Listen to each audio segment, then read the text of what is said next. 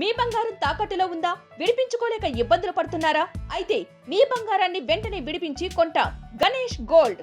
మీరు సంప్రదించాల్సిన ఫోన్ నంబర్లు 9160-266-916, 8712619507. ఆంధ్రప్రదేశ్ రాష్ట్రంలో గత ప్రభుత్వ హయాంలో అనుమతులు లేకుండా భారీగా లేఅవుట్లు ఏర్పాటు చేసి ప్రభుత్వ నియమాలను తుంగలో తొక్కుతూ వేల కోట్ల రూపాయల ఆదాయాన్ని తప్పించుకున్న అక్రమ నిర్మాణాలపై తాజా కూటమి ప్రభుత్వం దృష్టి సారించింది. ఎల్ఆర్ఎస్ పథకాన్ని ప్రవేశపెట్టి లేఅవుట్లను క్రమబద్ధీకరించే ప్రయత్నాలు మొదలుపెట్టడంతో రాష్ట్ర వ్యాప్తంగా అధికారులు పెద్ద ఎత్తున అక్రమ లేఅవుట్లను గుర్తిస్తూ పూర్తి స్థాయిలో సర్వేలు రాష్ట్రంలో అనుమతులు తీసుకోకుండా 78,452 ఎకరాలలో 13,667 లేఅవుట్లు వేసినట్టు అధికారులు గుర్తించారు. వీటిలో 85% పైగా వైసీపీ హయాంలో వేసినవేనని, ఆ పార్టీ నాయకులు వారి అనుచరులు అడ్డగోలుగా వేసి స్థలాలు విక్రయించి సొమ్ము చేసుకున్నారని ఆరోపణలు వినిపిస్తున్నాయి. కూటమి ప్రభుత్వం ఎల్ఆర్ఎస్ లేవడంతో అనుమతులు లేని లేఅవుట్లను గుర్తించేందుకు అధికారులు సర్వే చేశారు.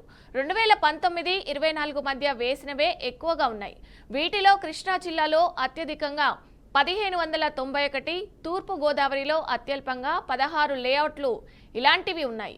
అనుమతులు తీసుకోకుండా వేసిన లేఅవుట్ల కారణంగా ప్రభుత్వ ఆదాయానికి కోట్ల రూపాయలలో గండిపడింది. డెవలప్మెంట్ ఛార్జీలు, ఫీజులు చెల్లించకుండా వీటిని అడ్డగోలుగా వేసేశారు. ప్రత్యేకించి కృష్ణా, అనంతపురం, విశాఖపట్నం, పశ్చిమ గోదావరి, కర్నూలు, వైఎస్ఆర్ కడప జిల్లాలో వైసీపీ నేతలు భారీగా లేఅవుట్లు వేశారు.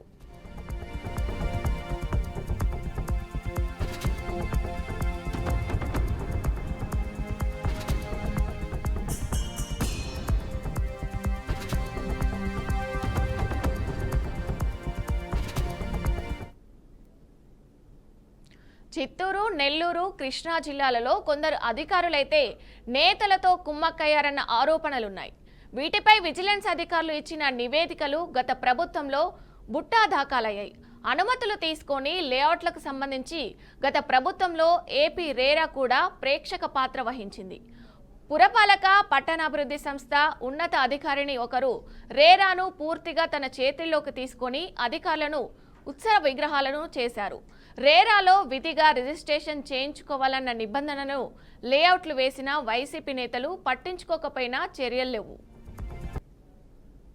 కూటమి ప్రభుత్వం తాజాగా తీసుకొచ్చిన ఎల్ఆర్ఎస్తో సిఆర్డీఏ మినహా మిగిలిన పట్టణ స్థానిక సంస్థలు, పట్టణాభివృద్ధి సంస్థలు పరిధిలో అనుమతులు తీసుకొని లేఅవుట్లలో ఫ్లాట్లు కొన్న 9,41,244 మందికి లబ్ధి చేకూరనుందని అధికారుల అంచనా. లేఅవుట్ క్రమబద్ధీకరణ పథకం మరోసారి వచ్చే అవకాశం లేదు. అనుమతులు తీసుకొని లేఅవుట్లలో ఫ్లాట్లు కొన్న వారంతా వెంటనే దరఖాస్తు చేసుకోవాలి అని రాష్ట్ర పురపాలక పట్టణాభివృద్ధి శాఖ ముఖ్య కార్యదర్శి సురేష్ కుమార్ సూచించారు. ఇక ఇదే విషయానికి సంబంధించి మరింత సమాచారం మా ప్రతినిధి బస్వరాజ్ లైవ్ లో అందిస్తారు.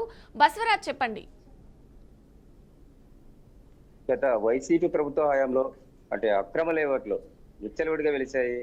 ఎలాంటి నియమ నిబంధనలు పాటించుకోకుండా కేవలం అనాథరైజ్డ్ గా లేఅవుట్ వేసుకుని లేదా వెంచర్లు వేసుకుని సొమ్ము చేసుకునే పరిస్థితిపై కూటమి ప్రభుత్వం అయితే పూర్తి స్థాయిలో దర్యాప్తుతో పూనుకున్నట్లు మనకు తెలుస్తా ఉంది. ఏదైతే ఎల్ఆర్ఎస్ పథకాన్ని పునః ప్రవేశపెట్టి గతంలో చేసిన అక్రమ లేఅవుట్లు లేదా అక్రమ వెంచర్లు క్రమబద్ధీకరణ చేసుకోవాలని ఒక ప్రతిపాదన చేస్తూ ఎల్ఆర్ఎస్ ను ప్రవేశపెట్టిన నేపథ్యంలో 2019-2024 పీరియడ్ లో గత వైసీపీ హయాంలో సుమారు రాష్ట్రంలో 78,450 అక్రమ లేఅవుట్లు వెలిసినట్లు అధికారులు గుర్తించడం జరిగింది. అదేవిధంగా 13,667 వెంచర్లు వేశారు. అంటే 78,000 ఎకరాలలో 13,000 వరకు వెంచర్లు వేసి అంటే ఎలాంటి నియమ నిబంధనలు లేకుండా నిబంధనలన్నీ తుంగల తొక్కేసి సొమ్ము చేసుకున్న పరిస్థితి. ఈ రకంగా వేల కోట్లు అంటే ప్రభుత్వానికి అంటే నాన్ అగ్రికల్చర్ కింద లేదా డెవలప్మెంట్ కింద లేదా ఇతర ట్యాక్స్ల రూపంలో ప్రభుత్వానికి చెల్లించాల్సిన సొమ్మును కూడా కొన్ని వందల కోట్ల రూపాయల సొమ్మును కూడా దుబ్బేసిన పరిస్థితి మనకు కనిపిస్తా ఉంది. అయితే ప్రధానంగా ఏదైతే రాష్ట్రంలో గత వైసీపీ హయాంలో కృష్ణా కావచ్చు లేదా తూర్పు గోదావరి కావచ్చు, అదేవిధంగా రాయలసీమలోని కర్నూలు, కడప, అనంతపూర్ ఇలా అనేక చోట్ల విచ్చలవిడిగా వెంచర్లు వేసి అంటే అప్పటి నేతలు అక్రమ వ్యాపారం చేసుకొని సొమ్ము చేసుకునే పరిస్థితి. అయితే ఇప్పుడు ఏదైతే ఎల్ఆర్ఎస్ ప్రవేశపెట్టడం ద్వారా ఈ ఎల్ఆర్ఎస్ ద్వారా క్రమబద్ధీకరణ జరిగినట్లయితే అంటే సుమారు 9 లక్షల పైచీలకు పబ్లిక్ ఎవరైతే ప్లాట్లు రద్దు చేకూరే అవకాశం ఉంది. అయితే గతంలో చేసిన లేఅవుట్లకు ఏదైతే ఏపీ రేరా కూడా సహకరించిన పరిస్థితి. గతంలో విజిలెన్స్ ఏదైతే నివేదిక ఇచ్చిందో అంటే ఈ విచ్చలవిడి వెంచర్లో లేదా అక్రమ లేఅవుట్లపై ఇచ్చిన విజిలెన్స్ ఇచ్చిన నివేదికను కూడా గతంలో బుట్ట దాఖలు చేశారు. అంటే ఒక మహిళా అధికారిని అంటే ఏపీ రేరాని తన గుప్పిట్లో పెట్టుకొని అంటే ఎలాంటి అవినీతి అక్రమాలు బయటకు రాకుండా ఆమె కూడా అక్రమ వ్యాపారస్తులతో చేతులు కలిపి కుమ్మక్కైన పరిస్థితులు మనకు ప్రస్తుతం తెలుస్తా ఉన్నాయి. ఈ రకంగా గత ప్రభుత్వం ఏదైతే విచ్చలవిడిగా చేసిందో దానిపైన ఓవరాల్ గా ఏపీ స్టేట్ లో ఎల్ఆర్ఎస్ అమలు చేస్తున్న పరిస్థితి మనకు కనిపిస్తా ఉంది. ఏదైతే సిఆర్డిఏ మిగతా అన్ని చోట్ల కూడా ఎల్ఆర్ఎస్ అమలు చేస్తూ క్రమబద్ధీకరణకు అవకాశం ఇచ్చిన నేపథ్యంలో అనేక మంది కొనుగోలు చేసిన వాళ్ళు లబ్ధి పడే అవకాశం కనిపిస్తా ఉంది. అదేవిధంగా ఏదైతే విశాఖపట్నం కావచ్చు లేదా పశ్చిమ గోదావరి కావచ్చు ఇలాంటి చోట్ల కూడా విచ్చలవిడిగా వెంచర్లు వేశారు. అత్యధికంగా వెంచర్లు వేసుకుని సొమ్ము చేసుకున్న పరిస్థితి నేపథ్యంలో అధికారులు అయితే కొరడ చూపిస్తున్నారు. కూటమి ప్రభుత్వం అయితే ఖచ్చితంగా గతంలో చేసిన అవినీతి అక్రమాలు వెలికి తీసి వాటన్నిటిని కూడా క్రమబద్ధీకరించి అంటే ఏదైతే ప్రభుత్వానికి రావాల్సిన రాబడి వచ్చే విధంగా చర్యలు తీసుకున్న పరిస్థితి మనకు కనిపిస్తా ఉంది. బసవరాజ్, చూసుకున్నట్టయితే అక్రమార్కులు వైసీపీ ప్రభుత్వంలో ఉన్నప్పుడు ఇలాంటి అవకతవకలు జరిగాయని కూడా ఆరోపణలు వస్తున్నాయి. అసలు దీన్ని ఏ విధంగా చూడొచ్చు? ఎప్పుడు కూడా అధికారంలో ఉన్న ప్రభుత్వం అధికారం కోల్పోయిన తర్వాత ఎవరైతే ఉంటారో అధికారంలో వాళ్ళు ఇలాంటి ఆరోపణలు చేస్తుండడం, ప్రభుత్వం వాళ్ళ చేతుల్లో తీసుకొని ఇలాంటి అక్రమాలు చేయడాన్ని అసలు ఎలా చూడొచ్చు అంటారు? అయితే ఇది ఖచ్చితంగా అయితే ప్రభుత్వము ప్రజాపక్షాన ప్రజా సంక్షేమానికి పాటుపడాలి కానీ ప్రభుత్వం మాదుంది, మా నేతలు మా నాయకులు ఏం చేసినా చెల్లుబాటు అవుతుందనే ధోరణి అయితే అది జుగుప్సాకరం లేదా అంగీకారం కాదు అని చెప్పొచ్చు. అయితే గతంలో విచ్చలవిడిగా అంటే అధికారం మాదుంది, ఇంకా 30 ఏళ్ళు మేమే ఉంటాము అని ఒక ధీమతో విచ్చలవిడిగా ఏం చేసినా కూడా నెక్స్ట్ ప్రభుత్వం మాదే కాబట్టి ఎవరు అడిగే వాళ్ళు ఉండరు అనే ఒక లెక్కలేని ధనంతో మైనింగ్ కావచ్చు, వెంచర్లు కావచ్చు, లేదా పిడిఎస్ బియ్యం కావచ్చు, ఇలా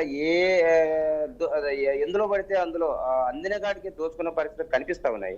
అయితే ఇది హర్షణీయం కాదు. ఏదైతే ప్రజల పక్షాన అంటే పారదర్శకంగా పాలన అందించి ప్రజలు మన్ననలు పొందాల్సిన లేదా ప్రభుత్వానికి సంబంధించిన ఆస్తులు కావచ్చు, ఖనిజ సంపద కావచ్చు, వనరులు కావచ్చు కాపాడాల్సిన ప్రభుత్వము లేదా నేతలు ఒక ముఖ్యమంత్రి హోదాలో అంటే బరి తెగించి లేదా అక్రమాలకు అడ్డదుపు లేకుండా చేసి అనుచరగణం ఏం చేసినా లేదా అన్యాయంలో ఏమి చేసినా కూడా తన వాళ్ళే అనుకొని కళ్ళు మూసుకొని పోవడం వల్ల ఇప్పుడు ఏదైతే వాళ్ళ ప్రభుత్వం పోయాక ఇప్పుడు కూటమి ప్రభుత్వంలో అవన్నీ కూడా ఒక్కొక్కటిగా వెలుగు చూస్తున్న పరిస్థితి. ఇవి ఏ ప్రభుత్వానికి మంచిది కాదనే వాదన అయితే బలంగా వినిపిస్తుంది.